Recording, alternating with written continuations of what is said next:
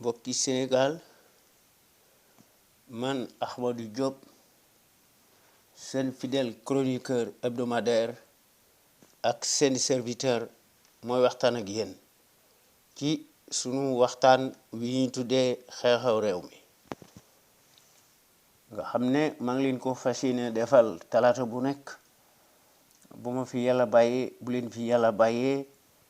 à partir de 17h GMT heure de Dakar soit 19h heure de Paris dutu leen koy jaawaatle xam ngeen ko ñu leen koy defal à travers les ondes de notre radio Sunu Kër FM la première radio africaine nekk ca Californie muy sunu rajo exceptionnel bu mag bi de renommée internationale xam ngeen ne tey talaata 11 avril 2017 li ñu war a wax bari na ndax ci la ñu dëkk ndax feek baadoole yi nga xam ne Macky Sall ay fen la ñu nekk guddi ak bëccëg lu ñu wax weddi ko ñu leen di corriger ndax Macky day weddi ay kàddoom ci la dëkk guddi ak bëccëg di fen di wor mu ànd ko ay dagam ñu koy daganal te bu nu defoon ndànk Macky dana fi indi problème am na ba pare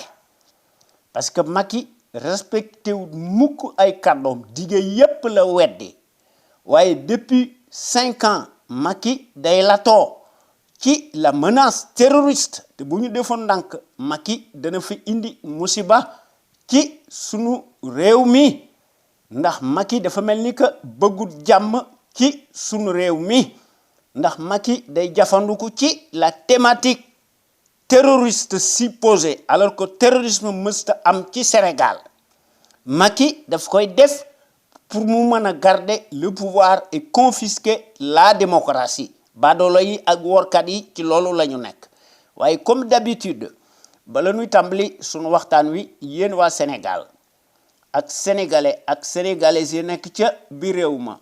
ak sénégalais ak sénégalaises yi nekk ci bitim réew noo ngi leen di nuyu di leen sant ak di leen gërëm ak di leen sargal ci déglu bi ngeen nuy déglu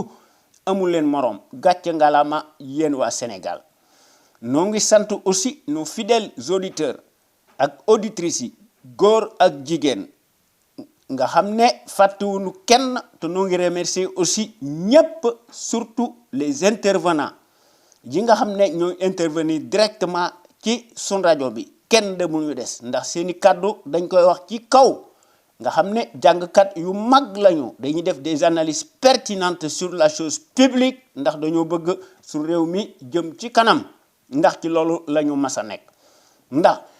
su les meilleurs sentinelles ci Sénégal bu ñuy def seen émission ñu tuddee ko l'info autrement ñu koy def altine ak alxames wala exceptionnellement su dara xewee nga xam ne ñu ngi koy def à 16h GMT heure du Sénégal nga xam ne ñu ngi koy def à travers les ondes de notre radio Sunu Kër gor yooyu loolu doyut dimanche bu nekk ci loolu la ñu nekk ndax dañuy def beneen waxtaan ñu tuddee ko la voix des jeunes yoonu ndaw ñi ak baatu ndaw ñi samedi bu nekk aussi ci loolu la ñu nekk ndax dañuy indi weneen waxtaan ñu tuddee ko en toute objectivité loolu mooy war a ne gor yi wax dëgg yàlla dañuy def des réflexions remarquables prodigieuses yoo xam ne ñu ngi koy tabbal ci boppu sénégalais yi à travers les ondes de notre radio Sunu Kër FM la première radio africaine nekk ca Californie muy sunu rajo exceptionnel bu mag bi de renommée internationale waaye ñun ñi nga xam ne ñoo nekk ci conscience patriotique pour le changement xam sa réew bëgg sa réew jëriñ sa réew feek Macky Sall ak ay boodaam ñi ngi ak ay baadoolaam ñi ngi jubadi ñu leen di corriger ndax yorunu paaka yorunu gobar li nu bëgg mooy un véritable contre-pouvoir contradiction am fi un état de droit am fi sunu Sénégal gi libre ku ne yore sa xalima di bind waaye depuis 5 ans képp koo xam ne yore nga sa plume di bind Macky da koy tere waaye ndax Macky boppam rek la fi nekkal alors que Macky moom day jafandiku ci sous le faux prétexte de trouble à l'ordre public pour interdire tout et n'importe quel prétexte bidon farfelu xam ngeen ne kooku baadoola la ci koo xam ne da nga doon naqar lu démb ci say discours ci koo xam ne dafa gouverner ak Abdoulaye Wade pendant 8 ans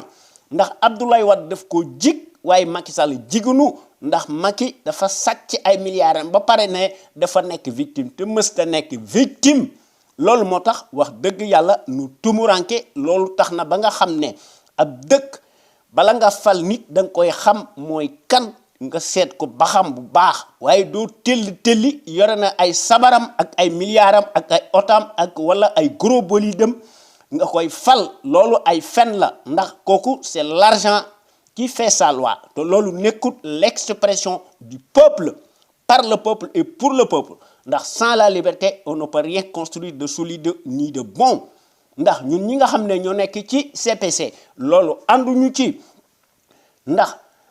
le FMI et la Banque mondiale dañuy ŋàcc ci réew mi bu ñu lebalee xaalis dañ ci indi des taux d'intérêt massifs exorbitants yoo xam ne dana toll ci 20% golo di bay babun di dunde te li koy prouver mooy la misère galopante et le chômage endémique surtout l'augmentation des denrées de première nécessité mu ci suukar si ak ci diwlin bi ak ci ceeb bi ak ci lépp surtout nag les coupures intempestives récurrentes du courant électrique xuy kamaj foo ko takk rek wees na ko surtout lu ci gën a garaaw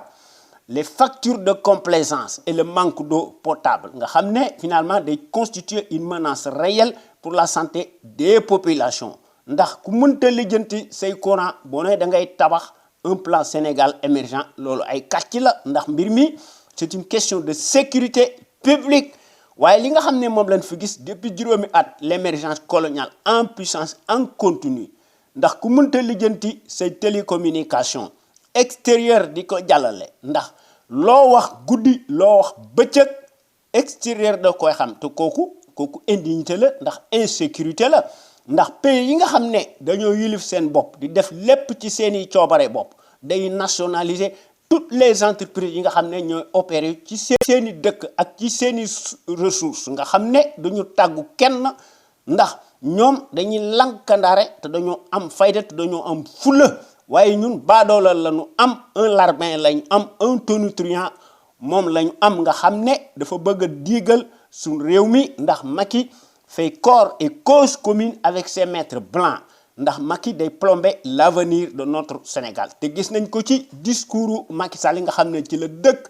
ndax Macky day tagg le nazisme monétaire muy le franc CFA ndax Macky nee na c'est une bonne monnaie à garder ndax 4 ans ci 2012 Macky dafa yagari ci Paris di tarbiwu Nicolas Sarkozy di ko ràmmal nga xam ne Macky doon fulminer à travers la presse propagandiste nga xamante ni bi mondial nga xam ne ñu def maanaam seeni mbir ak ci la presse sénégalaise nga xam ne talibanisé ndax Macky da doon fulminer sèchement mu ne le retrait des troupes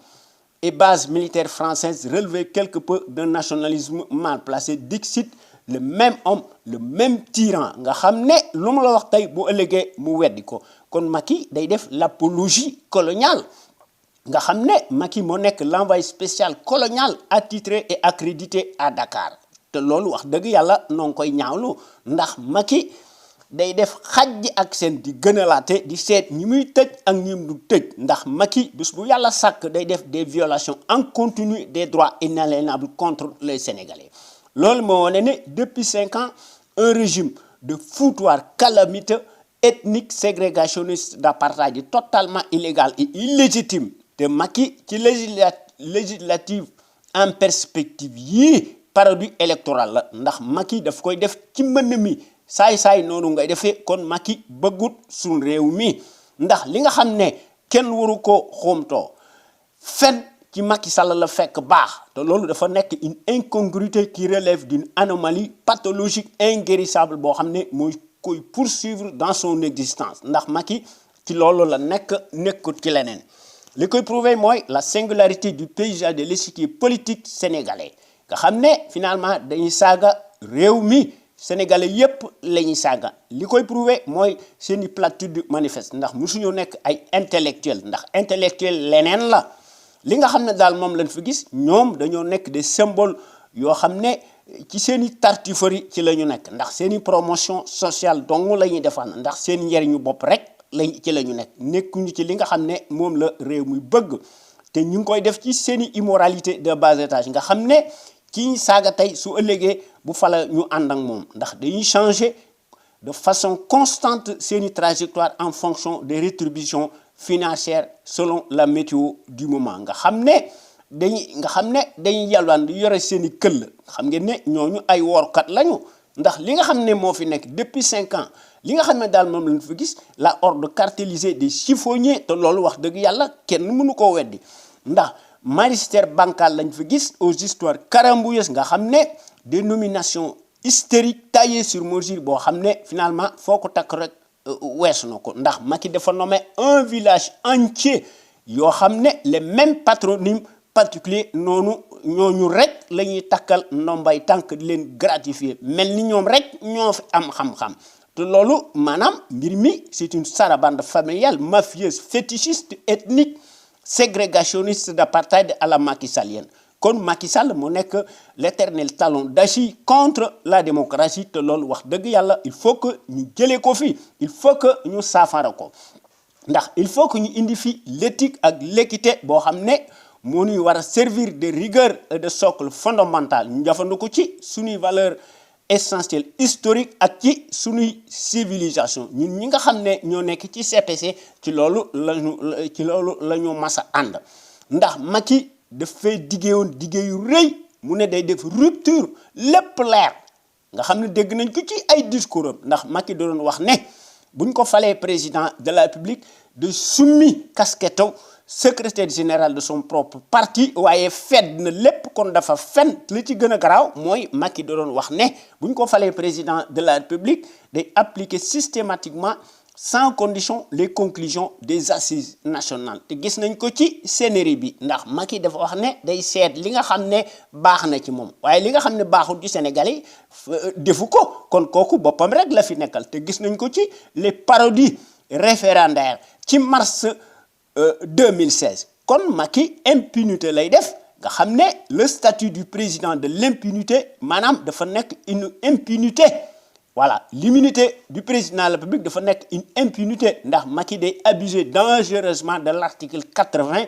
bidon yi nga xam ne ñoo ngi ko gis lu dul ci pays africain tenu d'une main de fer par des despotes workat ndax Macky moo nekk en première loge loolu wax dëgg yàlla noo ngi koy naqarlu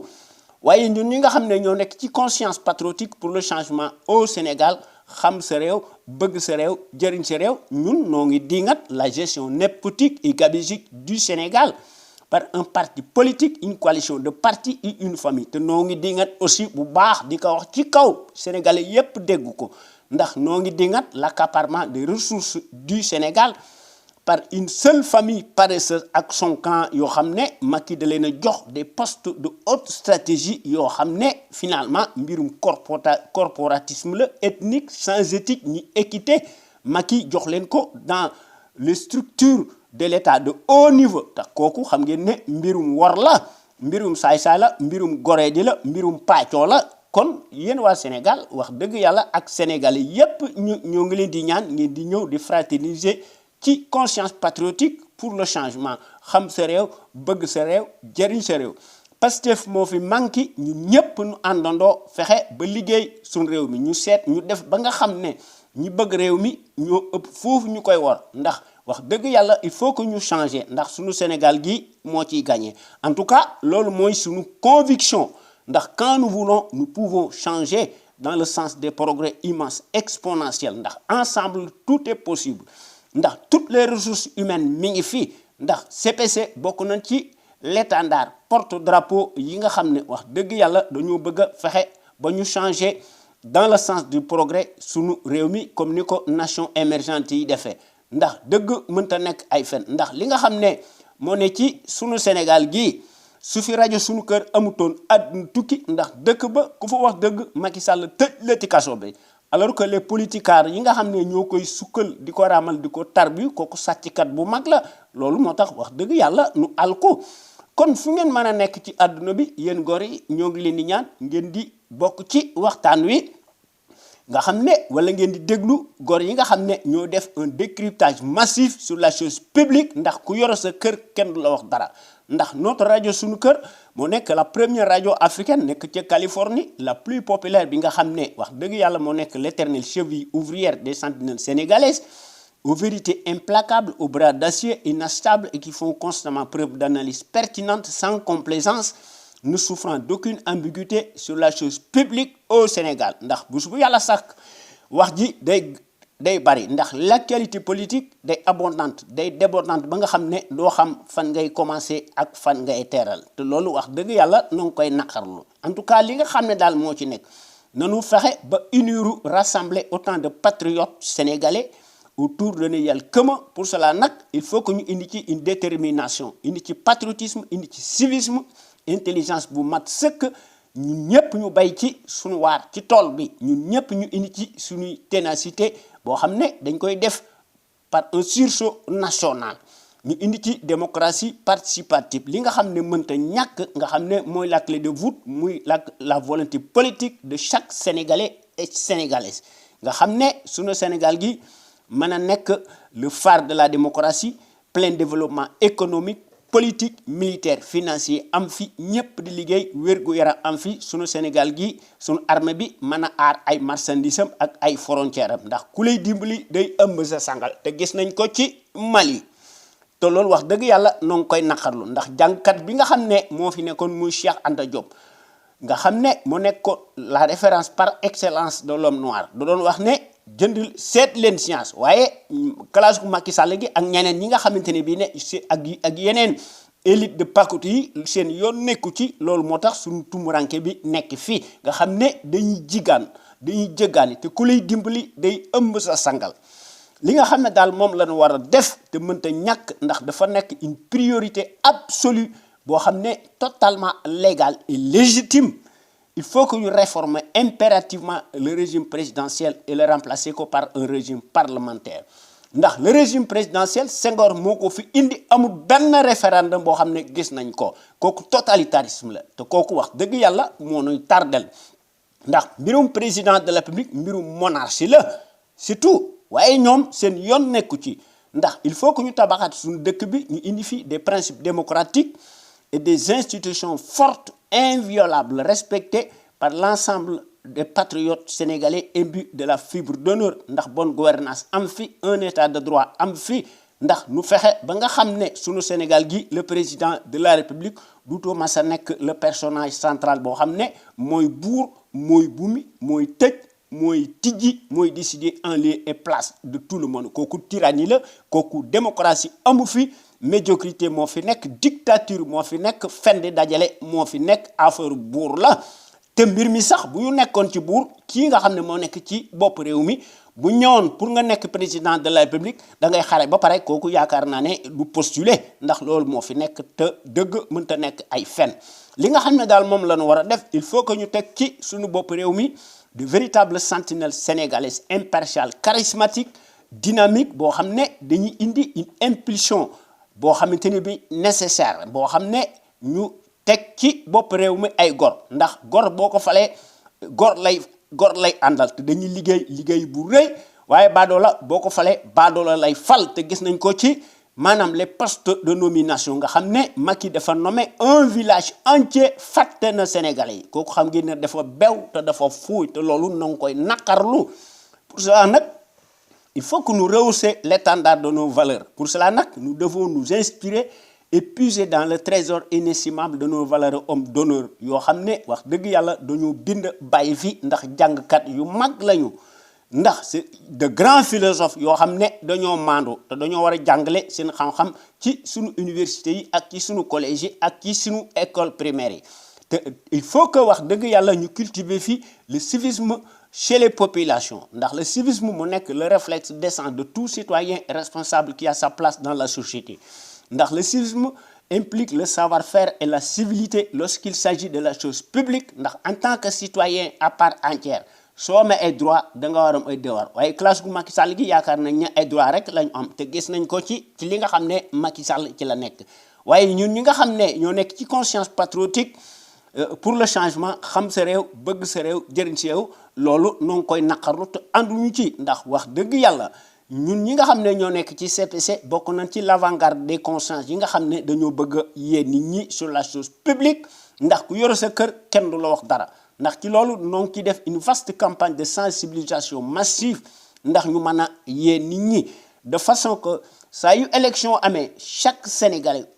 ou sénégalaise fu mu mën a nekk ci àdduna bi mu ci biir réew ma wala bitim réew dafa war a armé wu de son bulletin de vote boo xam ne mooy nekk son gourdin électoral seet ki nga xam ne mës a sàcc dara te kenn mësu ko tuumaan ci dara ñu wateel ko librement en toute indépendance et en toute conscience sur des bases voulues seet ki nga xam ne mooy défendre l'intérêt général ñu wateel ko su scrutin amee waaye wax dëgg yàlla Macky ay carte du ko fi jële il faut que ñu génn ci suñu guute bi nga xam ne l'issue des scrutins de pacotille ñu ngi ko joué dans la cour des voleurs en bande organisée ndax Macky Sall ay carte du ko fi jële il faut que ñu génn ci les cirques électoraux yi nga xam ne maanaam dañuy tardel il faut que ñu utiliser d'autres paramètres yoo xam ne day wuuteeg lii nga xam ne muy tuumarank bi nga xam ne baadoolo yi dañuy sàcc parce que c'est l'argent mooy fale c'est pas l'expression du peuple par le peuple et pour le peuple ndax Macky ci loolu la nekk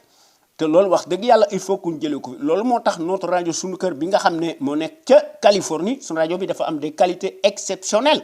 ndax la qualité est avant tout un état d'esprit qui vise à l'excellence yokkute am fi ci jëf ak ci jikko won ko askan wi bu leer naññe ndax loolu la sunu rajo bi am gor yi nga xam ne ñoo ciy wax maanaam les sentinelles sénégalaises yi nga xam ne wax dëgg yàlla bu ñuy waxtaan dañ koy wax en toute indépendance et en toute conscience sur des bases voulues ndax ñooy mottali par leur esprit alerte la bassesse et la médiocrité d'une certaine classe politicarde plutocrate multimilliardaire des raccourcis politiques ndax les sentinelles sénégalaises yi nga xam ne ñooy wax à travers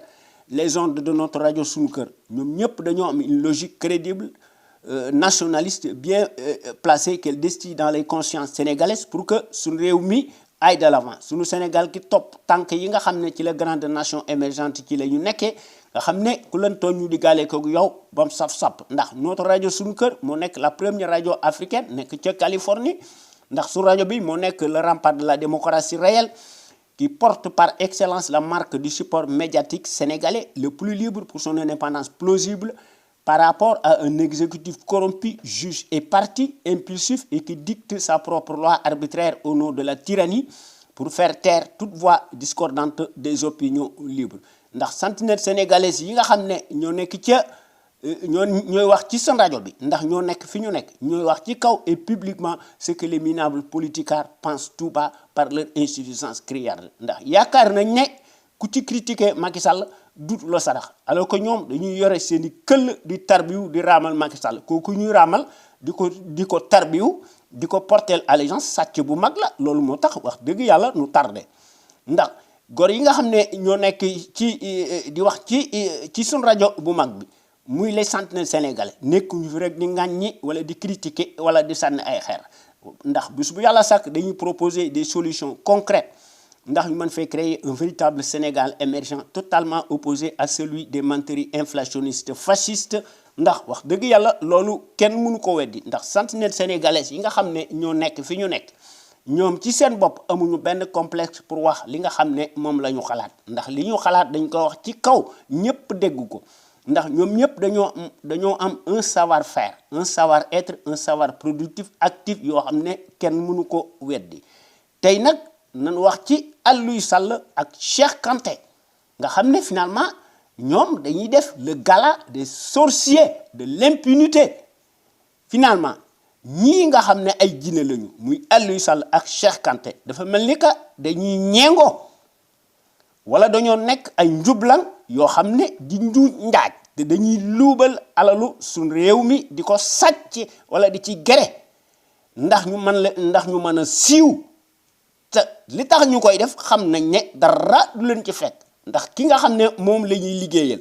moom it moom ñoom ñoo bokk mbuus comme ce qui se ressemble s'assemble loolu mooy wane tout simplement l'étrange gala cataclysmique contre-modèle ou le label du foutage de l'impunité symbolisé par Aliou Sall et Cheikh Kanté nga xam ne démb yoruñu dara ndax Sénégal liñ lay wax dañ naan la ñoom démb dañoo mas a am xaalis dañoo tekki alors que bala ñoo tekki ñu nommé leen kooku la sénégalais yi nga xam ne dañoo jubadi ci loolu la ñu nekk ndax en Afrique des minables des traîtres des larbins tous unifiés la notoriété et la promotion sociale se conçoivent se mesurent à l'aune du pouvoir ethnique familial clanique c'est la règle érigée comme système ubiquitaire moribond et au nom de l'immoralité li koy prouver mooy Aliou Sall mi nga xam ne moo nekk le monstre atypique en témoigne et qui ressemble comme une goutte d'eau à son frère aîné nga xam ne muy Macky Sall mi ñu nommé l'affaire Salgate ne finalement Macky ci loolu la nekk ndax Macky agit sans scrupule ndax Aliou Sall day franchir de plus en plus le Rubicon ndax Aliou Sall devient si bavard et s'autorise bassement des libertés ak ci légèreté nga xam ne finalement Aliou Sall day monopoliser la presse de servitude boo xam ne dañ koy jox une tribune de caniveau yoo xam ne wax dëgg yàlla loolu dafa tiis ndax selon la conscience abîmée et triquée d'Aliou Sall mi nga xam ne dafa nekk un repoussoir lâche ndax Aliou Sall moo nekk le mouton blanc de la démesure et aussi pire et aussi dégonflé que son aîné Aliou Sall se prête à son jeu d'opportuniste agitateur vulgaire boo xam ne qui le prouve quotidiennement ndax Aliou Sall est arrogant hautain déloyal archétype acariâtre de son rang Aliou Sall day déraper par ses ratonnades et ses platitudes ses invectives monstrueuses démentielles ndax Aliou Sall day abuser dangereusement de la posture de son propre frère Aliou Sall day écrabouiller ndax day brocarder sans retenue ni humilité à tout vent sans répit tire à boulet rouge contre tous qui manifestent leur différence avec le pouvoir totalitaire ethnique auquel il est particulièrement partie prenante comme si la démocratie familiale ethnique ségrégationniste d'apartheid prime sur tout alors que sans la bénédiction de Macky Sall nga xam ne Macky Sall moo nekk le promoteur du népotisme dégoulinant le prétendu maire de Guédiawaye ne serait rien ni connu ni vu encore moins d'occuper le poste de maire a fortiori d'être banquier ou administrateur de plusieurs entreprises voilà un homme indigne viscéralement boo xam ne qui perd décidément ses pédales et ses repères ndax en définitive l'exercice auquel nga xam ne Aliou Sall si complet ne vise qu'à allumer en permanence partout un contre-feu et à dessein de faire oublier son enrichissement totalement illicite loolu moo nuy tardel ndax sénégalais li muy def mooy maanaam buñ la falee ñoom dañuy bëgg ku leen tàgg maanaam boo xamante ni bi defuñu dara dañuy bëgg ku leen tàgg waaye waaye bu ñu sàccee bëgguñu ku ciy wax ndax ñoom ñépp bu ñu sàccee seen mbokk yi ak seeni sœur ak seeni famille immédiate ñoom alors que ay coupable lañu ñoom du ñu bëgg mukk critiquer seeni membre famille ndax ñi nga xam ne dañoo sàcc nga xam ne dañoo def l'irréparable des détournements massifs des deniers publics sur les affaires de la cité nga xam ne dañuy def des dérapages par des discours élogieux en faveur du président de la République ndax ñu mën leen a jox un blanc-seing waaye dañuy verser wu dans des litanies démentielles à l'emporte-pièce contre l'autre camp rival d'en face et dont l'unique but est de croire garder sa place au soleil ñooñu bu ñu sàccee dañuy fexe ba nga xam ne kenn wax ci seeni mbir ndax c'est la règle au sénégalais nga xam ne sénégalais yi nga xam ne dañoo jubadi nga xam ne buñ leen falee jox leen ndombay tànk nga xam ne dañuy fàtte li nga xam ne moo taxoon ñu fal leen seeni sœur seeni cousin seeni cousine dañuy def bloc commune par nature et par solidarité familiale dañuy braqué wu hystériquement ndax dañuy balayer d'un revers de main li nga xam ne moom lañ leen di tuumal ndax dañuy replier wu sur eux-mêmes se rebiffent sans offusque et n'aiment guère qu'on leur dise tout haut li nga xam ne def nañ ko nga xam ne seen mbokk moo ko sàcc te loolu wax dëgg yàlla maanaam les critiques rationnelles sont considérées comme des attaques personnelles ou des atteintes contre leur honorabilité supposée de pacotille loolu mooy la particularité propre singulière du sénégalais désertique qui juge et parti nga xam ne day parloo loolu moo ñuy tardel ndax li koy prouver mooy l'éternel spectacle ubiesque permanent à huis clos boo xam ne qui marche et qui reprend du service ndax dañuy jël seeni droits pendant que de l'autre côté les uns et les autres qui sont en mauvaise posture dañuy présumer coupable de détournement de la caisse nga xam ne dañoo sàcc ay milliards ñooñu dañuy trinqué wu di trépassé wu dans les geôles du nouveau Guantanamo Rebeuss nga xam ne pour la gloire du Mussolini noir en chair et en os dont la culpabilité ak son banditisme kenn dutu ko jaawatle ñooñu ñoo war a nekk seeni voisins immédiats nga xam ne Macky loolu lañ ko waroon def la waaye Macky day indi des pratiques hitlériennes ndax Hitler dañ ko falan démocratiquement du ma tàyyi di ko wax ndax Hitler dafa amoon ses chambres à gaz Macky Sall amut chambre à gaz waaye Macky moo nekk le Mussolini noir boo xam ne aussi dafa am ses chambres politiques boo xam ne daf koy remplir avec ses adversaires nga xam ne des arrestations massives ci la nekk mu koy def guddi ak bëccëg nga xamante ne bi ne mu koy def par n'importe quel prétexte bidon farfelu sous le soubassement de piètre qualité nga xam ne nee na dañoo sàcc alors que moom ñi nga xam ne ñoo ñu lay tuumaal ñoo yem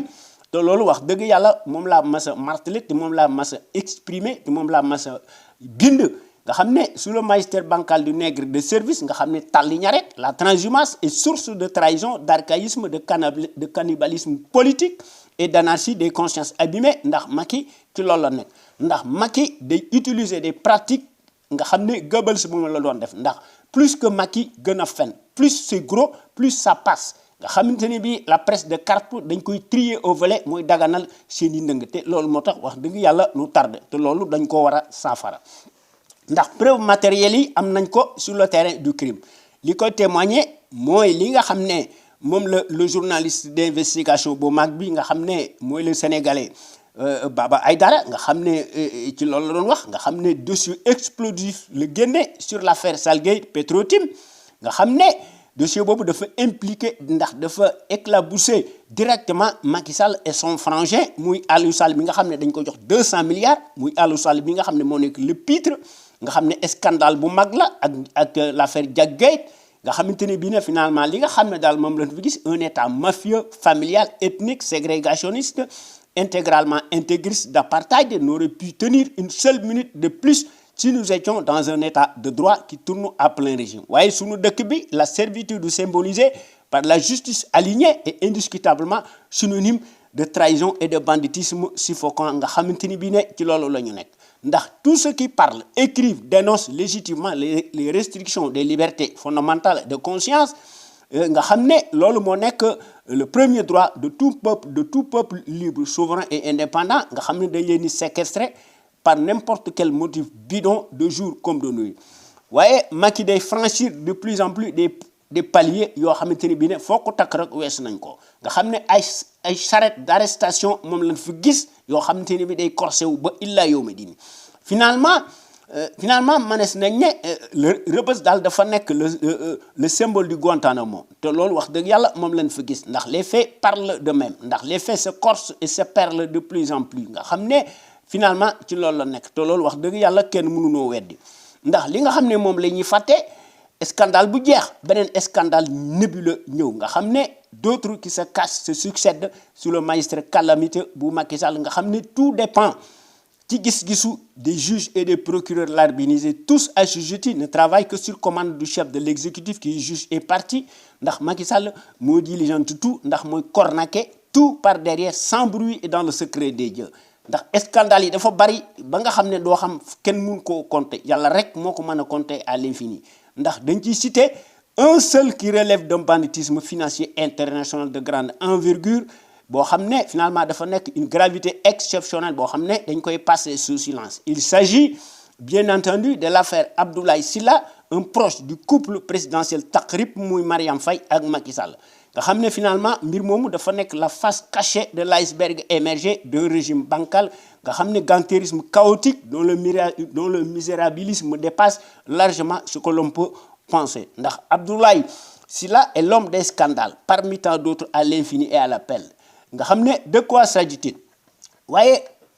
aussi curieux que cela puisse paraître Karim Wade mi nga xam ne ak ses principaux complices nga xam ne Mamadou Pouye ak Ibrahima Abdoul Khalil di Biblo dañoo payer un lourd tribut parce que dañ leen a tuumaal ne dañoo def enrichissement illicite d'après la CREI waaye Abdoulaye Sylla dafa nekk administrateur provisoire bu AHS nga xam ne finalement dafa mel ni que dafa bénéficier d'un filtre magique boo xam ne dafa passer sous les mailles du filet ndax la justice dañoo gumba tëxru te loolu dafa nekk une curiosité qui nous renseigne sur une justice qui agit ak double standard nga xamante ni bi ne sans vergogne nga xam ne mbir mi amul éthique te amul équité ndax la commission d'instruction boobu ñu tuddee la CI dafa désigner Ad-Value Finance pour que mu administrer provisoirement AHS nga xam ne dafa am beneen fait boo xam ne moo ci nekk ndax ci Ad-Value Finance nga xam ne ki ko créé muy la notaire Patricia Lac Diop nga xam ne moo nekkoon le principal témoin à charge contre Karim Wade te mbir moomu loo ci seet mi ngi ci ndax selon de bonnes sources de certains experts yoo xam ne jàngkat yu mag lañu qui ont pignon sur rue. Ad-Value n'a aucune expérience dans le domaine juridique encore moins aéronautique waaye moom la ñu jox marché bi ndax moom la ñu désigné mu war a administrer provisoirement AHS boo xam ne finalement loo ciy seet mi ngi ci ndax Abdoulaye Sylla jabaram mooy Fatoumata Zahira Dème qui est elle-même à la tête de Ad-Value Finance boo xam ne dañoo basé wu ci aux îles Vierges britanniques ndax finalement li nga xam ne moom la justice bi doon tuumaale Alboury Ndao nga xam ne la CREI boo xamante ni bii ne dañ ko doon tuumal gis nañu li nga xam ne moo ci nekk waaye li nga xam ne daal moom la Abdoulaye Sylla def amul aucune commune mesure nga xam ne moom la Alboury Ndao wax ndax Abdoulaye Sylla moo nekk l'administrateur provisoire de AHS nga xam ne dafa nekk un proche de Mariam Faye et de Macky Sall nga xam ne Abdoulaye Sylla dafa laissé une ardoise de 800 millions waaye justice bi dafa gumba ndax l'homme qui administre boo xam ne provisoirement AHS mi ngi circuler librement et tranquillement sans être inquiété nga xam ne dafa traîner des dettes à hauteur de 800 millions de francs CFA selon le parquet spécial alors que le même homme est redevable d'une créance nga xam ne dafa ameel xaalis bu bari ci crédit agricole waaye justice bi dañ koo fàtte ndax Macky ci loolu la nekk ndax Macky day parparloo ndax li nga xam ne daal moo fi nekk ñoom ci loolu la ñu nekk ndax li nga xam ne moo nekk suñu dëkk bi Macky yéemul ci loolu ndax scandale yi dafa bari ba nga xam ne foo ko takk rek weesu nañ ko te gis nañ ko ci Richard Attias nga xam ne dañ ko jox millions yu bari ci francophonie bi nga xamante ni bii ne dañ ko jox 650 millions ci francophonie boo xam ne amul benn njëriñ ndax te gis nañ ko ci les affaires Big Togo nga xam ne te gis nañ ko ci affaire Adama Faye nga xam ne muy le frère bu Mariam Faye ñu jox ko un marché boo xam ne toll na ci 400 millions nga xam ne marché de gré à gré la waaye Macky ci loolu la nekk ndax bi nga xamante ne bii ne comme par hasard bi nga xamante ne bii ne Donald Trump dafa indi ay armam nga xamante ni bii ne mu tuumaal Assad nga xam ne ci Syrie nga xam ne de façon concomitante Jean-Christophe Bigot bi nga xam ne nekkatul ambassadeur ndax dafa nekk le service commercial colonial dafa defoon point de presse waaye finalement comme par hasard tey ci suba presse bi daal dañoo joxe une information daal dina daal finalement dañoo jàpp 2 membres ci Daesh nga xam ne présumé ñu jàpp leen ko ci aéroport international bu Senghor loolu li muy fi ne mooy fexe ba def dans la conscience des Sénégalais ñu am traumatisme am choc mu nekk un choc psychologique impardonnable te kooku c'est une indignité ndax le but li tax ñu koy def maanaam dañuy fexe ba focaliser les esprits yoo xamante ni bii ñu ne ay terroristes moo fi nekk de façon que sénégalais yi fàtte seen bopp ñu fàtte ndëngte Macky Sall nga xam ne finalement c'est la fascisation des esprits loolu dañ fa gis ñu fi leneen ndax rien absolument ne changera d'un iota dans le sens des progrès tant que nous nous évertuons à reporter ce qui est possible maintenant. Il faut que nous en finir avec la bande des médiocres nihilistes qui tiennent mordicus à nous mépriser et qui nous considèrent comme des moins que rien. Et malheureusement, qu'importe le cirque électoral législatif bii nga xamante ni bii finalement ay parodies et référendaires lañu irrécusables yoo xamante ni bii ne Macky di organiser ay mbiram ndax gisuñu benn dictateur boo xam ne day organiser ay cirque électoraux mu koy perte ndax cela n'y fera rien car au contraire comme tout félon de son espace de son rang le personnage curieux changeant tel un caméléon se trahira sa propre convenance une majorité parlementaire présidentielle totalitaire par l'entregent de son dunguru fidèle captif muy le ministre de pacotille en l'occurrence le teigneux sournois Abdoulaye Daouda Diallo s'accommodera au ndigal d'en haut du palais Halpulaar nga xam ne la communauté internationale cataclysmique suprémaciste Blanche Bontin ñoom dañuy érigé wu ne finalement parce que dañuy considérer ne ñoo nekk faiseur d'opinion contre l'ensemble des Sénégalais réunis nga xamante ne bi ne dañuy dugg ci géew bi ndax dañuy ingérer wu directement dans les affaires sénégalaises dañuy légaliser à tout prix l'escroquerie politique boo xam ne moo fi nekk ndax la mauvaise graine se sent par son odeur n'est-ce pas et pour cause te loolu gis nañ ko ndax gis nañ ko ci Cheikh Kanté bi nga xam ne dafa nekk un guichet automatique boo xam ne dafa sortir de nulle part nga xamante ne bii ne finalement ci loolu la nekk ndax moom day bénéficier wu de largesse immense incommensurable nga xam ne mook Aliou Sall mi nga xam ne finalement nee nañu mooy maire Guédiawaye ndax Aliou Sall moo nekk finalement maanaam nit koo xamante ne bii dafa am xaalis ndax Aliou Sall ne se prive de rien mook Cheikh Kanté ndax Cheikh Kanté ci loolu la nekk ndax Aliou Sall moo nekk le moelleux le multimilliardaire étrange propriétaire de la société Sahel Aviation domiciliée aux États-Unis ndax dafa disposer entre autres ay entreprises yu bari yoo xam ne écran la à l'appel plus connu sous le nom du prénom du référent de la France-Afrique muy Macky Sall ndax que ne nii bi nga xamante ne bii ne les sorties salutaires et les parades magistrales de Y'en a marre yoo xamante ne bii ne finalement dañ doon dénoncer la malgouvernance de la politique des deux poids et deux mesures la marque de fabrique symbolisée par la tyrannie et les rituels des folies dépensières infinies incarnés par le duo Cheikh Kanté Aliou Sall nga xamante ne bii ne Aliou Sall moo nekk le docteur musicien canteur intégriste guitariste chef d'orchestre s'adjuge la qualité de directeur du port de Dakar sous la complicité du faussaire continue son siège de plus belle dans le ciel obscurci sénégalais nga xamante ne bii ne ñun dañoo alko ndax ñoom ay défroqués détestables lañu nga xamante ne bii ne dañoo nekk lu dul des bénévouilles finalement ci délinquance la ñu nekk ndax ci corruption ci la ñu nekk loolu mooy wane tout simplement ñun dañoo jaaxle ndax li nga xam ne daal moo fi nekk ci sunu Sénégal gi depuis 2012 ethnocentrisme mooy défier tout le peuple envers et contre tous nga xam ne dañuy reprendre du service nga xamante ne bii ne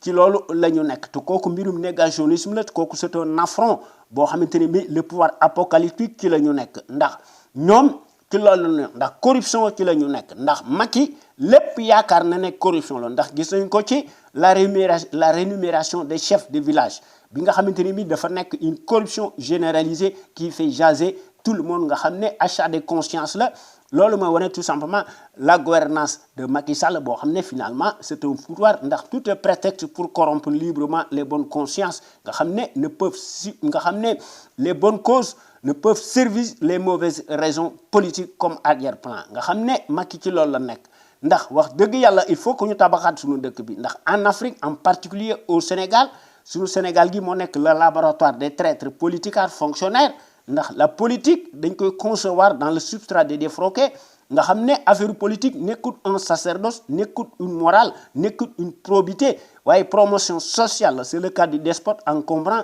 bi nga xamante ni bi ne Macky Sall ci loolu la nekk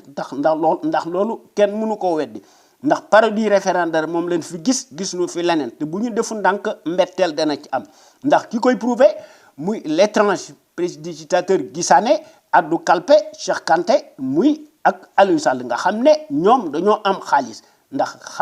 Cheikh Kanté moo distribuer xaalis nga xamante ne biñ ko nommé ba pare finalement dara du ko ci fekk ndax dafa mel ni que Cheikh Kanté dafa am un talisman ndax finalement li nga xam ne daal moom fi gis Cheikh Kanté moo nekk l'argentier du foutage nga xam ne du régime ethnique nga xam ne Cheikh Kanté s'arroge tout nga xam ne lu ko neex lay def ndax Cheikh Kanté day remplir bés bu yàlla sàkk quotidiennement ndax day passer à la vitesse supérieure waaye Cheikh Kanté ne s'inquiète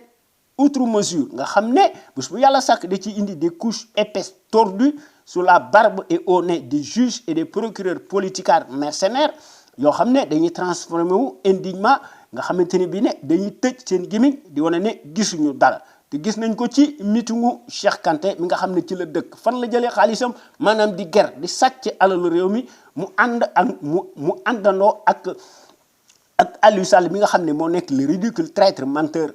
opportuniste minable pressureur décomplexé de son rang nga xam ne Aliou Sall dafa goree di ndax Aliou Sall bis bu yàlla sàkk il éprouve toujours le besoin d'ouvrir sa grande gueule par ses échappées torrides à la seule fin d'oublier ses charrettes de scandale dont il se dispute l'ignominie à la place publique avec son propre frangin muy Macky Sall himself nga xam ne moo nekk le premier voyou ndax Macky népotisme lay def évidemment bu fekkente ni bii ne dañoo nekk dans un pays boo xamante ni bii ne qui a la mémoire oublieuse naturellement il va sans dire qu'il en soit ainsi ndax les citoyens sont accroupis préfèrent s'agenouiller face à une bande de gangsters nés nga xam ne ñoo réguler